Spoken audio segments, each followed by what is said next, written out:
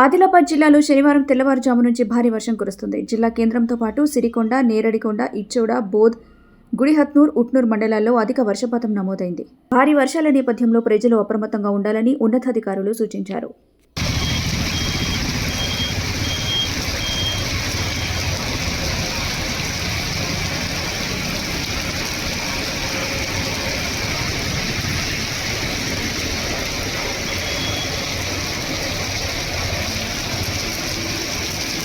ఎంత ఖతర్నాక్ వస్తుంది చూడు.